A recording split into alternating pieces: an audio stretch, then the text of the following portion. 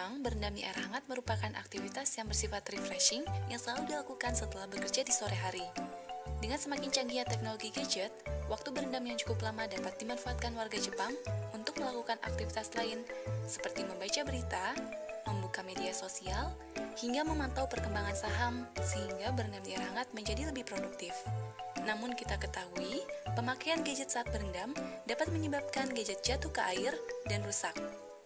Dapat kita simpulkan bahwa penggunaan gadget saat berendam tidaklah dianjurkan. Melihat kondisi yang demikian, para peneliti di Laboratorium Koike Jepang mengintegrasikan kegiatan berendam tersebut dengan teknologi. Mereka membuat 3D Water Based Display atau sistem display dengan media air dengan nama produk Aquatop Display. Aquatop Display bekerja dengan cara memproyeksikan benda maya yang dapat diinteraksikan ke atas permukaan air yang berwarna putih.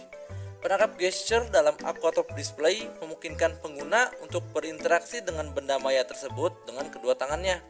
Tentunya sistem display yang demikian dapat diintegrasikan dengan sistem lain, sehingga memungkinkan pengguna dapat berendam sambil browsing internet untuk membaca berita, untuk bermain game, atau mengakses aplikasi multimedia lainnya tanpa perlu membawa gadget ke dalam bak mandi lagi. Dengan media air seperti ini, sistem display Aquatop tentunya menawarkan jenis entertainment yang baru dan menarik. Tugas akhir 3D Water Based Display yang kami lakukan mengadaptasi dari ide yang dikembangkan oleh Koike Laboratory. Namun, kami mengadaptasi ide tersebut untuk membuat suatu wahana permainan yang ditujukan untuk anak-anak umur 3-8 tahun. Wahana permainan anak-anak yang akan dibuat ditujukan untuk meningkatkan kemampuan kognitif anak. Salah satunya adalah memori, konsentrasi, problem solving, classifying, decision making, knowledge, dan consciousness. Mengapa wahana permainannya untuk anak-anak? Kita ketahui bahwa air merupakan media yang sangat disukai oleh anak-anak. Lebih-lebih lagi apabila di dalamnya terdapat permainan yang interaktif. Maka dari itu, sistem 3D Water Based Display yang sebelumnya telah didesain oleh para peneliti di Laboratorium Koike akan kita adaptasi sedemikian rupa sehingga memenuhi kebutuhan hiburan untuk anak-anak. Sistem 3D Water Based Display yang kami desain terdiri dari beberapa komponen-komponen. Komponen yang pertama adalah software game. Software game ini kami jalankan di dalam platform PC dengan operating system Windows. Software game ini merupakan konten yang akan kami proyeksikan ke atas permukaan air. Komponen yang kedua adalah proyektor. Proyektor ini berfungsi untuk memproyeksikan software game ke atas permukaan air. Komponen ketiga adalah modul penangkap gesture. Modul penangkap gesture ini berfungsi untuk menangkap semua gesture pengguna sebagai hasil interaksi antara pengguna dengan objek terproyeksi di atas permukaan air. Untuk menampung air yang akan kami gunakan sebagai media sistem 3D Water Based Display, kami akan menggunakan bak yang ukurannya akan dijelaskan selanjutnya. Untuk memberikan efek di dalam air, kami menggunakan speaker yang akan diletakkan di dalam air. Game yang kami rancang ditujukan untuk platform PC dengan sistem operasi Windows 7, Windows 8, dan Windows 8.1. Game yang kami buat menggunakan Microsoft XNA. Game tersebut kami rancang dengan mengintegrasikan game dan gesture recognition, sehingga game yang kami rancang menggunakan NUI. Untuk kontrol game, kami menggunakan finger and hand gesture recognition untuk mengenali input gerakan tangan pengguna. Gesture recognition bekerja dengan cara memproses gambar yang ditangkap oleh kamera, lalu dia menentukan letak tangan pengguna, kemudian dia akan membaca semua gerakan-gerakan tangan yang relevan dengan aplikasi game. Dalam sistem 3D Water Based Display ini, kami mendefinisikan 4 gerakan tangan. Yang pertama adalah poking. Yang kedua adalah stroking. Kemudian scooping dan hitting. 4 gerakan tangan tersebut akan menjadi input pada sistem 3D Water Based Display yang kami rancang. Modul penangkap gesture ini akan diposisikan sama seperti proyektor, yaitu pada atas permukaan air Dan kemudian dia akan dibangun dengan menggantung, yaitu dengan bantuan penyangga kokoh. Selanjutnya, jarak antara modul penangkap gesture dengan bak air ini akan menentukan ukuran bak air yang akan digunakan, karena modul penangkap gesture memiliki range atau daerah tangkap gambar yang terbatas.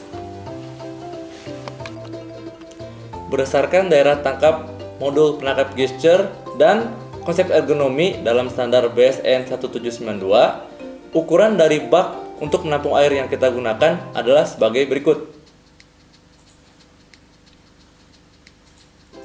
Sedangkan untuk menghasilkan efek air di dalam air berupa ledakan, kita gunakan speaker yang sudah terinsulasi dengan baik yang siap diletakkan di dalam air.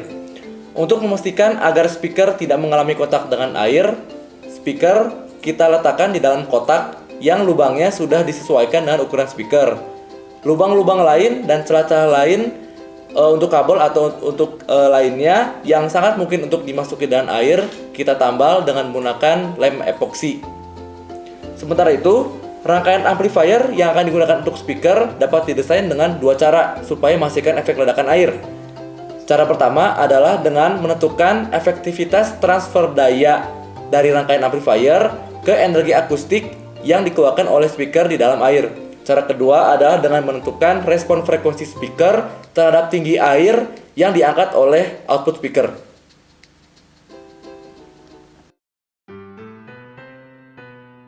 Sistem secara keseluruhan terdiri dari PC atau laptop, bak penampung air berwarna putih, proyektor, dan gesture recognition yang dihadapkan ke bawah. Sistem di-setup sebagai berikut. Semua komponen yang digunakan dihubungkan dengan PC. Proyektor melalui VGA, gesture recognition melalui USB, dan speaker melalui jack sound. Setelah semua komponen dihubungkan ke jala-jala, nyalakan PC dan proyektor. PC akan melakukan booting. Setelah selesai, PC akan menampilkan desktop. Begitu pula pada layar air yang diproyeksikan oleh proyektor. Selanjutnya kita pilih program Game Station dengan double klik pada icon. Berikut tampilan Game Station. Kendali program masih menggunakan mouse. Menu pada Game Station terdiri dari Select Game untuk memilih permainan, Level Select untuk memilih tingkat kesulitan, dan High Score untuk melihat nilai tertinggi permainan. Untuk memilih game, double klik pada ikon Select Game. Isi checklist game yang dipilih, lalu Select Game. Untuk memilih level permainan, double klik pada ikon Level Select. Level game dibagi sesuai umur pemain. Isi checklist level yang diinginkan, klik Select Level. Terakhir, untuk memulai game, pilih Start Game. Game yang pertama berjudul Go Home Animal. Game ini bertujuan memandu hewan ke tempat tinggalnya dengan memberi makanan yang sesuai di jalan yang tepat. Pada video ini, hewan yang dipandu adalah penguin, sehingga tempat tujuan yang dipilih adalah kutub, bukannya hutan, dan makanan yang dipilih adalah ikan. Aspek kognitif yang dilatih adalah problem solving, yaitu bagaimana hewan dapat sampai ke habitatnya, decision making, bagaimana memilih jalan yang tepat, classifying dan knowledge, bagaimana menentukan habitat dan makanan yang tepat. Gesture yang digunakan adalah scooping, yaitu user menciduk makanan hewan dengan tangan. Game selanjutnya berjudul Fish Office. Permainan ini bertujuan untuk memindahkan ikan dari kolam ke wadah kotak berwarna sesuai dengan warna ikannya. Aspek kognitif yang dilatih adalah classifying, yaitu bagaimana user mengelompokkan ikan sesuai warna. Gesture yang digunakan adalah scooping, yaitu user menciduk ikan dengan menggunakan tangan untuk memindahkannya dari kolam ke wadah. Game selanjutnya berjudul Flip the Card. Permainan ini bertujuan memasangkan dua kartu yang identik dengan membalikkan kartu yang sebelumnya tertutup. Apabila kartu berbeda, maka kedua kartu tersebut akan menutup kembali, dan apabila sama, kedua kartu tetap akan terbuka hingga keseluruhan kartu terbuka. Aspek kognitif yang dilatih adalah memori dan konsentrasi, yaitu bagaimana user dapat mengingat posisi kartu yang telah dibuka. Gesture yang digunakan adalah stroking, yaitu user mengusap kartu yang tertutup sehingga kartu dapat membalik dan terbuka. Game selanjutnya adalah Follow the Rhythm. Permainan ini bertujuan untuk mengikuti pola pad drum yang diberikan oleh permainan. Apabila user berhasil mengikuti pola, maka drum akan menyala sesuai pola yang benar. Apabila salah, maka keseluruhan pad akan berkedip merah. Aspek kognitif yang dilatih adalah memori dan konsentrasi, yaitu bagaimana user dapat mengingat pola pad drum yang ditunjukkan sebelumnya. Gesture yang digunakan adalah hitting, yaitu user menepuk pad drum sehingga seolah-olah user memainkan drum secara langsung.